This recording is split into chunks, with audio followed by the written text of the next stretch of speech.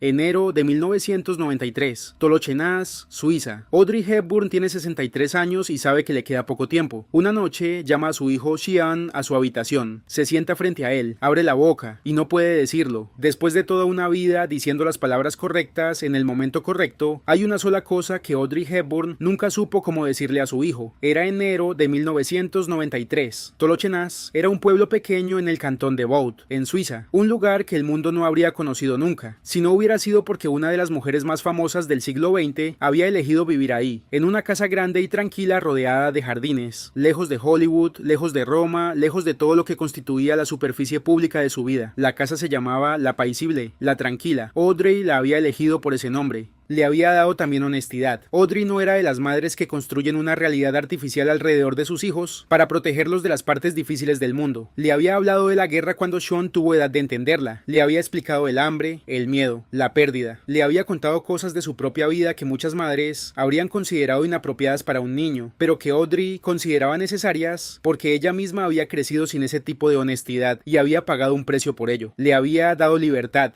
Cuando Sean decidió que no quería seguir los pasos de sus padres en el mundo del entretenimiento, que quería dedicarse a la producción, al trabajo detrás de las cámaras, a construir su propia versión de una vida en la industria sin vivir a la sombra de nadie, Audrey lo apoyó sin reservas. Sin el tipo de presión sutil que algunos padres famosos ejercen sobre sus hijos sin ser completamente conscientes de que lo están haciendo. Le había dado todo eso, y sin embargo, había una cosa que no le había dado nunca. La cosa no dicha tenía su origen en el año 1964. Sean tenía 4 años. Audrey estaba en el apogeo de su carrera. My Fair Lady acababa de estrenarse. Su nombre era sinónimo de elegancia y talento en todos los continentes, y su matrimonio con Mel Ferrer estaba entrando en la fase más difícil de su deterioro. Mel era también figura pública, también con ambiciones propias, también con una manera de entender su papel en la relación que no siempre coincidía con lo que Audrey necesitaba.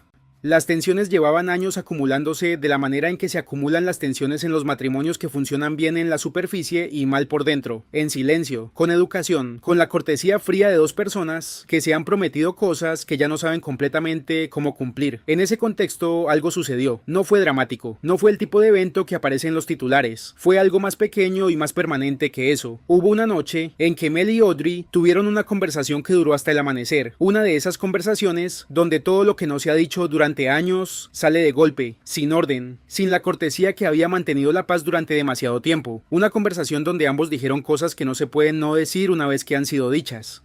Sean dormía en su habitación al final del pasillo. No escuchó nada. Era demasiado pequeño y la casa era suficientemente grande. Pero a la mañana siguiente, cuando se despertó y bajó a desayunar, encontró a su madre sola en la cocina. Su padre no estaba. Sean preguntó dónde estaba papá. Audrey le dijo que había salido temprano, con una voz tranquila, con una sonrisa que Sean, con 4 años, no tenía los instrumentos para leer correctamente, pero que recordaría décadas después, con una claridad que le resultaría dolorosa, precisamente por eso, por haber tardado tanto en entender lo que esa sonrisa estaba cubriendo. El divorcio llegó en 1968. Sean tenía 8 años. Audrey lo sentó y le explicó lo que estaba pasando con la misma honestidad directa que usaba para explicarle todo lo demás.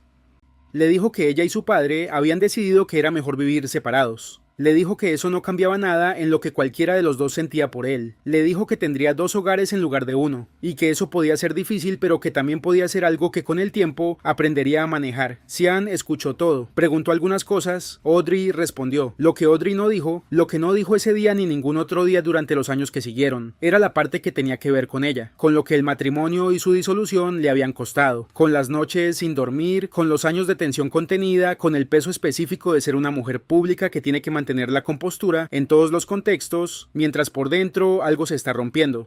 No se lo dijo porque Sean era un niño, y proteger a los hijos de los dolores de los padres es un instinto que Audrey tenía muy desarrollado, quizás demasiado, quizás de una manera que con el tiempo se convirtió en un problema diferente al que intentaba resolver. Pero Sean dejó de ser un niño, y Audrey siguió sin decírselo. Los años 70 y 80 trajeron cambios. El segundo matrimonio con Andrea Doty terminó también, en 1982, con el tipo de dolor silencioso que Audrey ya conocía y que no se vuelve más fácil de soportar la segunda vez.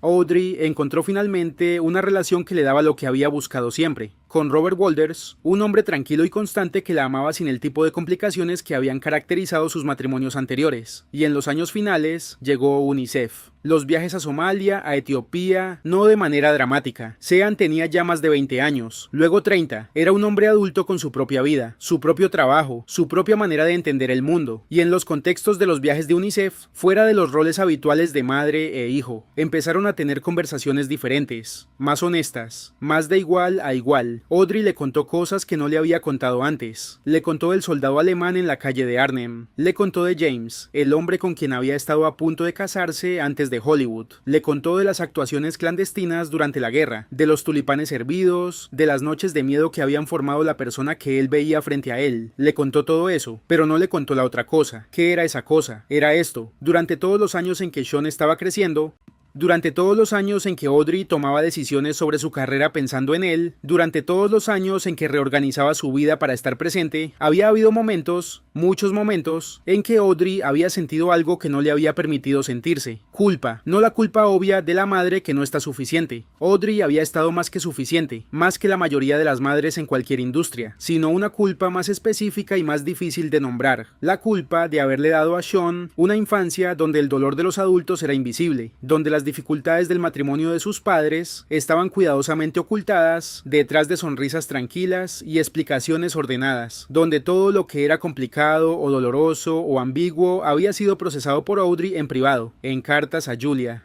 en conversaciones nocturnas con Robert, en los silencios del apacible, pero nunca frente a Sean. Audrey había querido protegerlo, y con el tiempo había llegado a preguntarse si al protegerlo de su dolor, lo había privado también de algo importante, de la posibilidad de conocerla de verdad, no a la madre perfecta, no a la mujer serena y elegante que el mundo admiraba y que Sean había heredado como imagen principal de su madre, sino a la persona, con sus miedos, con sus fracasos, con las noches en que la cosa más difícil del mundo era simplemente seguir adelante. Esa persona, Sean no la conocía completamente y Audrey no sabía cómo mostrársela. En diciembre de 1992, cuando el diagnóstico ya era definitivo y el tiempo se había vuelto una variable concreta y limitada, Audrey empezó a intentarlo.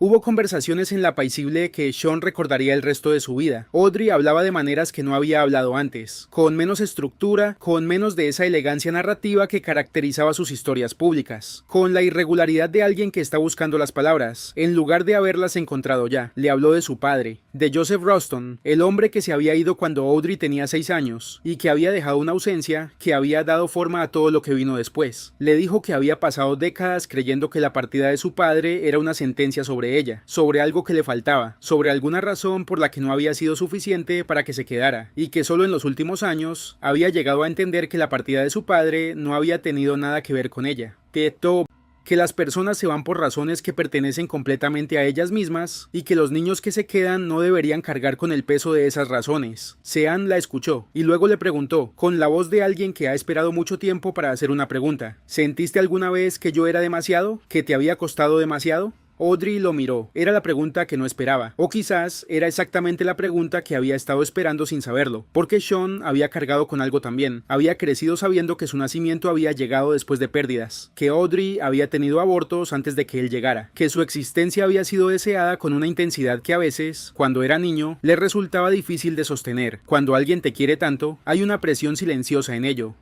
Audrey murió el 20 de enero de 1993, 3 semanas después de esa conversación. Sean encontró la carta en el cajón de la mesita de noche, una sola página, escrita con una letra que ya no tenía la precisión de antes, pero que era completamente reconocible, sin fecha, sin encabezado formal. Empezaba así: hay cosas que he dicho tarde, esta es una de ellas. El resto de la carta era privado. Sean nunca lo compartió públicamente y probablemente nunca lo hará, pero en una entrevista muchos años después, cuando le preguntaron qué había aprendido de su madre, dijo algo que contenía todo lo que necesitaba ser dicho. Dijo: me enseñó que la perfección no es lo que hace que alguien sea una buena madre. Lo que hace que alguien sea una buena madre es estar dispuesta al final a ser vista, con todo.